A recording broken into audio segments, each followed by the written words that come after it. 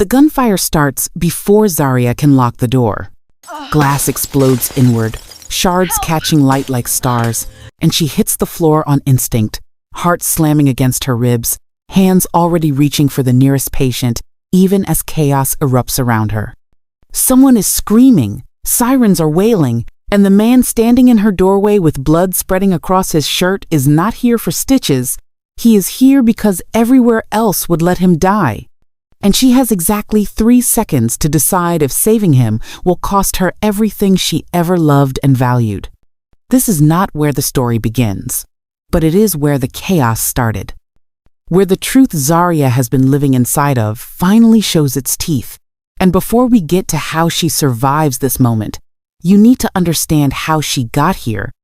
How a nurse who only wanted to heal people ended up kneeling in broken glass, choosing between love and survival. Come with me. Let me take you back. 6 months earlier, the city smelled like rain and antiseptic, and Zarya Adebayo was washing blood off her hands for the 4th time that night when someone knocked on her clinic door. Not loudly, not urgently, but with the careful rhythm of a person who did not want to be seen. She dried her hands on a towel that had seen better days, glanced at the clock, 2:37 in the morning, and opened the door anyway, because that was who she was, the woman who answered when no one else would. What she found was a man collapsing, weight dragging against the doorframe, 2 others trying and failing to hold him upright. Blood soaked through his jacket, dark and spreading, the kind of red that meant the clock was already running out. Zarya did not ask names. She never did. She pulled them inside, locked the door, and told them to lay him on the table. Because in her world, questions came after breath, always. Later she would learn his name was Kwon Tae-il. Later she would learn what his face meant to the city. But in that moment, he was just another human body refusing to stay alive, and her hands moved on instinct, cutting fabric, applying pressure, issuing orders that cut through panic like a blade. The men around her were shaking, not from fear of death, but from recognition, from the understanding that this place, this small community clinic in Gamshan, had just become part of something much larger and much more dangerous. Zarya noticed. She always noticed, but she kept working anyway, because the oath she lived by did not care about power or reputation. It only cared about breath. The bullet had torn through his side, damage, catastrophic, internal bleeding she could slow but not stop. Tae-il was conscious for a moment, his eyes sharp despite the pain, studying her face as if trying to memorize it. He tried to speak, coughed instead, blood blooming at his lips. Zarya leaned close, not to hear secrets, not to receive confessions, but to tell him to save his strength, because sometimes kindness is the only lie worth telling. He died at 6:17 in the morning, heart stuttering, then stopping, the flat sound of finality echoing in the small room. Zarya closed his eyes with 2 fingers, whispered a soft goodbye in a language her mother had taught her, and began the ritual of loss she had performed too many times to count. Outside, the rain intensified, washing blood from the pavement, erasing evidence the city would pretend never existed. What Zarya did not know was that death did not end things, it rearranged them. Word traveled fast in the underworld, faster than grief, faster than reason. Kwon Tae-il was dead, and the last place he had been seen alive was a clinic that treated anyone who walked through its doors. His organization, battered and leaderless, remembered the woman who tried to save him, who did not hesitate, who did not ask who he was before placing her hands inside his wound. Gratitude settled over them like a debt they did not know how to repay. But gratitude is fragile in the underworld, and respect is often mistaken for allegiance. Across the city, in a high-rise that overlooked Busan like a throne, No Jun-ho heard about it over morning coffee, standing at a window that framed the ocean in glass. Tae-il had been his rival for years, a man who understood the rules but enjoyed bending them just enough to cause chaos. His death should have brought relief, closure, maybe even satisfaction. Instead, it brought a problem. His men came to him with anger in their voices, with talk of loyalty and betrayal, with the simple conclusion that the clinic had chosen a side. They wanted to make an example, to remind everyone what happened when you helped the enemy. Fire was suggested, fear was promised, consequences guaranteed. Junho did not answer immediately, because he had learned long ago that the loudest voices were usually the least thoughtful. He asked questions instead, quiet ones, precise ones. Who was she? Why did she help him? How long had she been operating? Who else did she treat? The answers did not fit the narrative his men were trying to sell him. She treated everyone, they said, gang members and shopkeepers, undocumented workers and lost teenagers. She never asked questions. She never reported anyone. She charged what people could afford. Sometimes nothing at all. The neighborhood protected her in small ways, fixed broken windows, warned her when trouble was coming. She was not connected, not allied, not ambitious. She was inconveniently pure. Junho felt something shift, subtle but undeniable. Respect came first, the kind that does not announce itself but changes how you see a situation. Then curiosity, then something more dangerous, restraint. He ordered his men to stand down, not publicly, not with explanations, but firmly enough that the message was clear. The clinic was off limits. Any retaliation would be answered by him personally. No one questioned him, because no one ever questioned him twice. Instead of approaching her, instead of announcing his protection, he watched. He sent people to observe from a distance, not to intimidate, but to understand. He learned her routines, her late nights, her refusal to close even when the street emptied and the city grew sharp with danger. He learned that she slept in a small room behind the clinic some nights, curled up on a narrow bed with medical journals scattered like companions. He learned she laughed rarely but sincerely, that she carried exhaustion like a badge she refused to remove. Months passed, 6 of them, and danger faded without ever touching her, because unseen hands diverted it. Threats dissolved before they could reach her door. Zarya never knew how close the storm had come, only that something in the city felt calmer, as if an invisible line had been drawn around her life. Junho told himself it was duty, strategy, balance, anything but what it actually was. Admiration turning into something personal. He did not allow himself to meet her, because to meet her would be to complicate things. And he had survived this long by keeping his emotions contained. Then present day arrived, unannounced and inevitable, and control became a luxury he could no longer afford.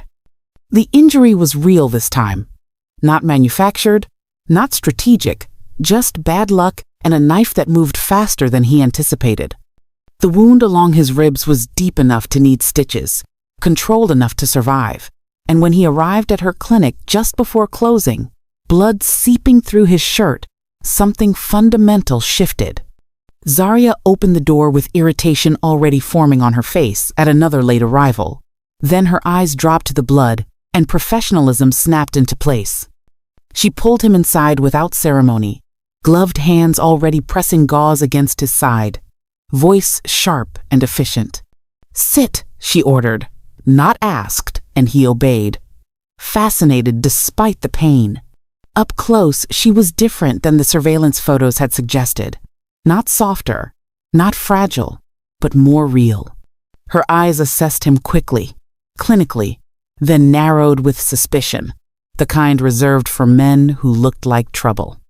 But her hands were steady, her movements precise, her presence grounding in a way he had not felt in years. "This will hurt," she said, not apologizing, just warning. It did hurt, and he watched her work through it, the way she frowned slightly when concentrating, the way she did not flinch at the sight of blood, the way her fingers moved with absolute certainty. When it was over, she told him to keep the wound clean, to come back if there were signs of infection, and to stop doing whatever reckless thing had put him in her chair. He almost smiled. How much? He asked. 50,000 won, she replied, already turning away to dispose of bloodied gauze. He pulled out significantly more. She looked at the money, then at him, expression unreadable. 50,000 won, she repeated, firmer this time. My discretion is not for sale, it is standard practice. Something in his chest tightened. He took the exact amount from his wallet, left it on the counter, and stood to leave. Thank you, he said. Try not to get stabbed again, she replied, and this time there was the faintest hint of humor in her voice. After he left, Zaria's assistant, a former addict she had helped get clean, whispered urgently, Do you know who that was? A patient, Zaria said, stripping off her gloves. That was No Jun-ho, the assistant continued, eyes wide. He runs half of Busan. Zaria processed this information, then shrugged, washing her hands under water that ran pink. Everyone bleeds the same. But that night, alone in her small room, she thought about his eyes, the way he had looked at her like she was something rare, and she hated that she had noticed. Jun-ho came back 1 week later. The cut on his hand barely needed stitches, but he requested her specifically, and when she raised an eyebrow at the minor injury, he simply said he trusted her work. She stitched him anyway, professional, distant, aware of the way his presence filled the small exam room. He came back 5 days after that with bruised ribs that were not broken. Then 3 days later with a headache that made her cross her arms and stare at him with open skepticism. A headache, she said flatly. A very bad headache, he replied, completely serious. You have 4 men outside who could get you aspirin. I wanted a professional opinion. My professional opinion is, you are wasting my time. Then why have you not kicked me out? Good question. She did not have a good answer. She checked him anyway. Pupils, blood pressure, standard questions, all normal. Her hands touched his temples, checking for tension, and his eyes closed at the contact. Your hands are always so gentle, he said quietly. That is the job. No, he opened his eyes, met hers. It is more than that. You touch everyone like they matter. Everyone does matter. Even criminals? Her hands stilled on his temples. They were very close now, close enough that she could see the scar through his eyebrow, the flecks of gold in his dark eyes. Even criminals, she said. You are a person. You bleed, you hurt, you heal. That does not change based on what you do outside this clinic. You are remarkable, he said, and the way he said it made her step back, suddenly aware of how much space he was taking up in her thoughts. Your headache is stress-related, she said, voice professional again. Get more sleep. Drink water. Take ibuprofen. Will you have dinner with me? No. Why not? Because you are a patient. Then I will stop being a patient. You will stop getting conveniently injured? They are not convenient, he said, the corner of his mouth lifting. They are strategic. Despite herself, despite everything, she almost smiled. Go home, Mr. No. Jun-ho, he corrected. Please. Go home, Mr. No, she repeated, but something had shifted, and they both felt it. Before you judge Zaria for playing with fire, ask yourself, have you ever been lonely enough that danger started looking like connection? Drop a comment below and tell me honestly. And if you are the kind of person who loves stories about women who do not wait to be saved, subscribe now because you are going to want to see where this goes. 73% of you are watching without subscribing, and honestly, that is just rude. The night everything changed started with a phone call at 3 in the morning. Jun-ho's voice, strained in a way she had never heard before. I need you, he said. For real this time. She went. The address led her to a penthouse overlooking Gwangali Beach. All glass and steel and money. So different from her world it felt like crossing into another dimension. His men led her up immediately, faces grim, and she found him on a leather couch that was quickly becoming soaked with blood. Gunshot wound to the shoulder. Bullet through and through. Bad, but survivable if treated quickly. Why did you not go to a hospital? She demanded, already unpacking supplies with shaking hands. Cannot, he managed. Questions. You could die. Then work fast, he said, and tried to smile. It took 2 hours. 2 hours of her hands inside his body, of his blood on her clothes, of him watching her, with an intensity that felt like being seen for the first time. His men hovered anxiously until she ordered them out, voice sharp with authority, and to her surprise, Junho nodded his permission. Alone, she worked in silence, broken only by his controlled breathing and her murmured instructions. The wound was clean, the damage manageable, but the blood loss was significant. When she finally tied off the last stitch and sat back, exhaustion crashing over her, he was still watching. You came, he said quietly. You called. You could have refused. You could have died, she replied, and heard the emotion in her own voice, the crack in her armor. Would that bother you? She met his eyes. Yes, it would bother me. Why? Because despite the fake headaches and the strategic injuries and the ridiculous transparent excuses to see me, she stopped, swallowed. I do not want you to die, Junho. First time she had used his first name, his breath caught. Stay, he said. Please, I do not want to be alone. She should have left, should have maintained boundaries.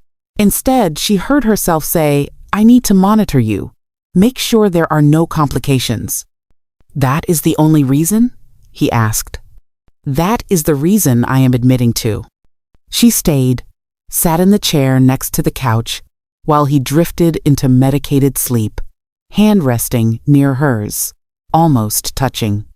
Around dawn he became feverish, body fighting the trauma, and she got a cool cloth, pressed it to his forehead, with a tenderness that scared her. He caught her wrist without opening his eyes. Zarya, he whispered. First time he had said her name. She had not realized she had told him. I am here, she said. Do not go. I am not going, she promised, and he pulled her hand to his chest, over his heart, held it there as he fell back into sleep. She should have pulled away. She did not. Morning came in shades of gold and pink, painting the ocean beyond the windows, and when he woke to find her still there, asleep in the chair with her hand in his, something in his expression went soft and fierce all at once. I am in love with her, he thought, and the realization did not frighten him as much as it should have. When she woke, their eyes met, and neither said what they were both thinking, but it hung in the air between them, heavy and inevitable. The next 3 weeks were a careful dance. Zarya insisted on follow-up visits to his penthouse. He was not supposed to travel, and each visit lasted a little longer, became a little less professional. He made dinner badly, and she stayed to eat it, laughing at his complete lack of cooking skills. He asked about her brother, the one whose photo sat on her clinic desk, and she told him about London, about being 19 and losing the only family she had left because hospitals turned him away. That is why you do this, he said, not a question. That is why I do this, she confirmed. He told her about his own brother, about watching him bleed out while waiting for an ambulance that never came, about inheriting an empire he never wanted when he was 26 years old. They were both shaped by loss, both trying to control a world that had proven itself uncontrollable. On the 4th visit, she arrived to find him attempting to cook jollof rice, with one arm still in a sling. What are you doing? She asked, alarmed. Your assistant mentioned it is your favorite, he said. I wanted to try. You are going to hurt yourself. Then, help me. She did, standing close in his kitchen, guiding his hand on the spoon, correcting his spices, and the domesticity of it felt more intimate than anything they had shared before. Their hands kept touching, shoulders brushing, and when she looked up to find him watching her instead of the food, the air changed. Junho, she started.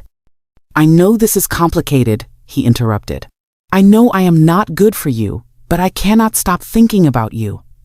I show up at your clinic with fake injuries because it is the only excuse I have to be near you. I got shot and my first thought was good. Now she has to come here. That is insane. You make me insane. You are a patient, she said, but her voice was shaking. I am healed, he said, stepping closer. Not a patient anymore. You are a crime boss. I am a man who is in love with you. The words hung between them, irreversible. You cannot be, she whispered. Too late, he said, and cupped her face with his uninjured hand. Tell me you do not feel this too, and I will walk away. I will never come to your clinic again. You will never see me. Just tell me you do not feel this. She could not, because she did feel it, had been feeling it since the moment he first sat in her exam room and looked at her like she was worth listening to. I feel it, she admitted, voice breaking, and I do not know what to do with that. Start with dinner, he said, not as your patient, as a man who wants to know you. This is a bad idea. Probably the worst idea I have ever had. I do not date criminals. I am trying very hard not to be the kind of criminal you cannot date, he said. And despite everything, she laughed. That is the strangest reassurance I have ever received. Is it working? Maybe, she said. And when he kissed her, soft and careful and asking permission, she kissed him back, answering yes. When they broke apart, she said, I have rules. Okay. You do not involve me in your business, ever. Agreed. You do not send injured people to my clinic because they are your people. Everyone gets equal treatment. Already happening. And if I ask you about something, you tell me the truth, no lies. He hesitated on that one. I will tell you everything I can. That is not the same. It is the best I can do, he said honestly.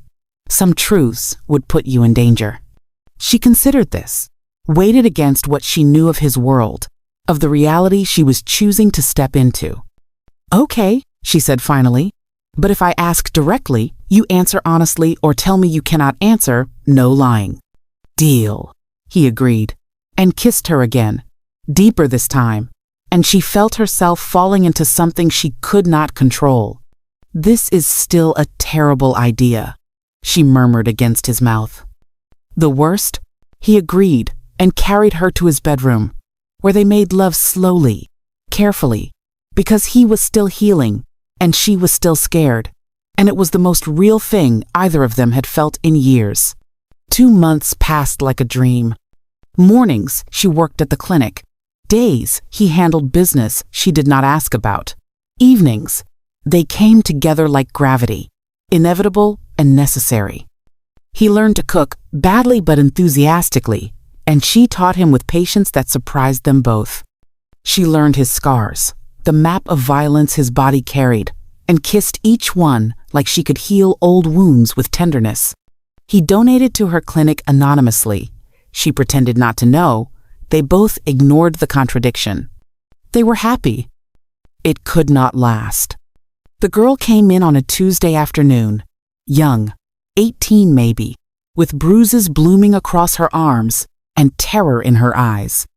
Zarya treated her gently, asked careful questions, and learned her name was Min-ji, that she had asthma, that she needed medication she could not afford.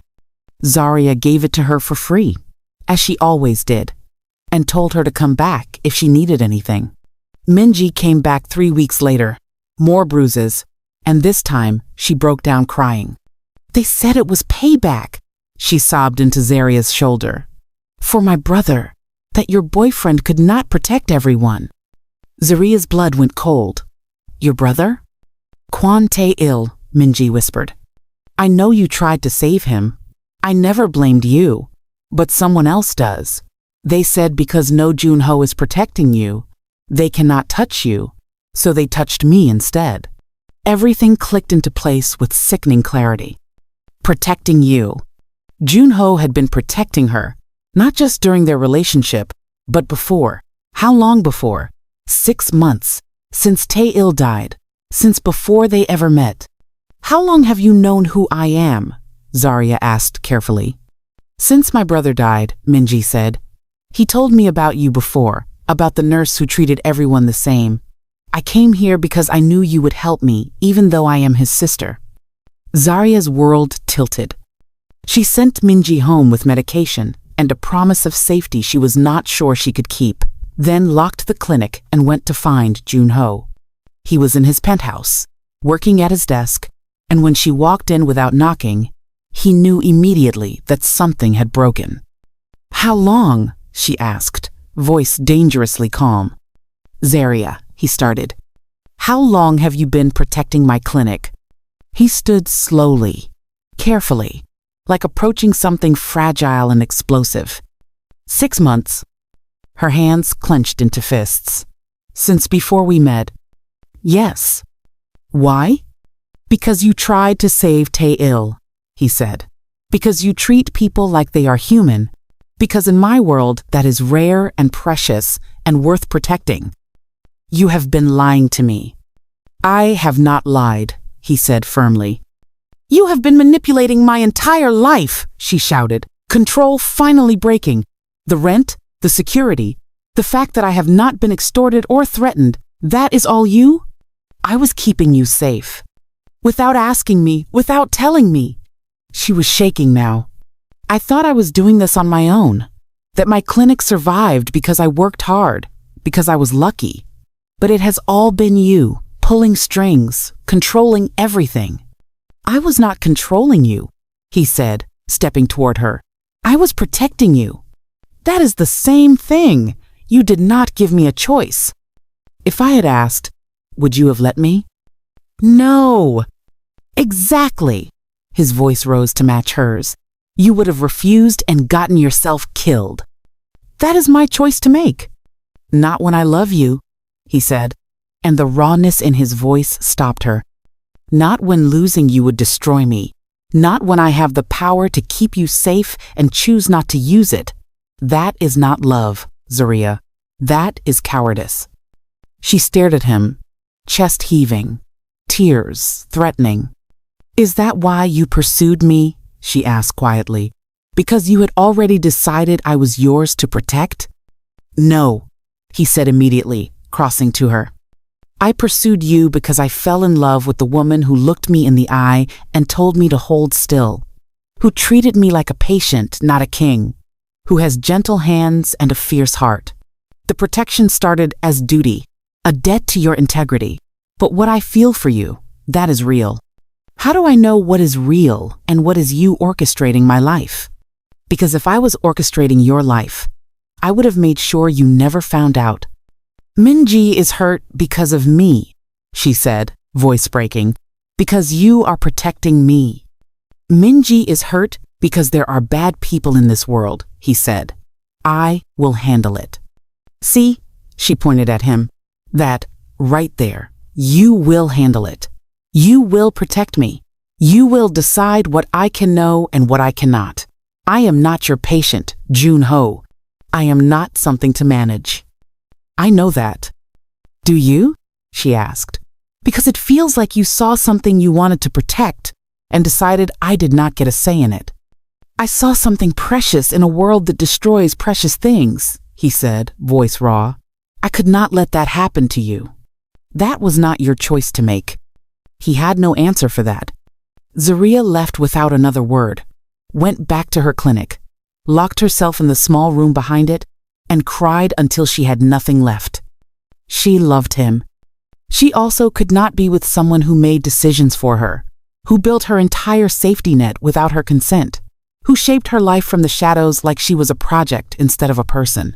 3 days of silence followed, heavy and horrible. Zarya worked, saw patience, pretended her heart was not breaking. Junho did not contact her, respecting her space even though it killed him. And across the city, threats began to circle again, because word had spread that the protection had fractured. On the 4th day, trouble arrived. It came fast and loud.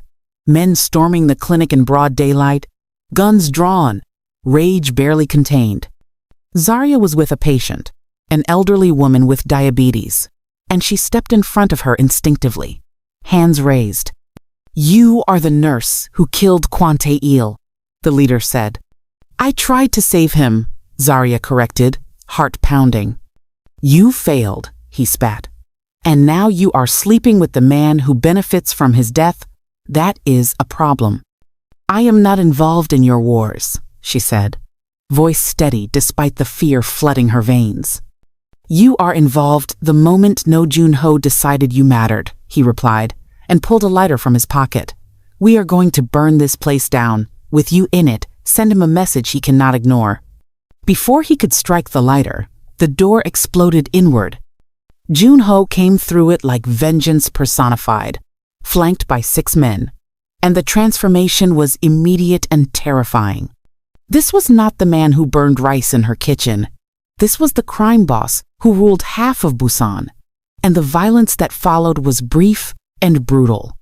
When it was over, when bodies lay still and sirens wailed in the distance, he turned to Zarya, blood on his knuckles, eyes wild.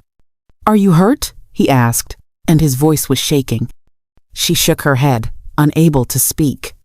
"I am sorry," he said, crossing to her, hands hovering like he was afraid to touch. "I should have seen this coming, should have kept you safer, should have—" "Stop," she interrupted, stepping into his space. "Stop apologizing for protecting me. You said I should have asked."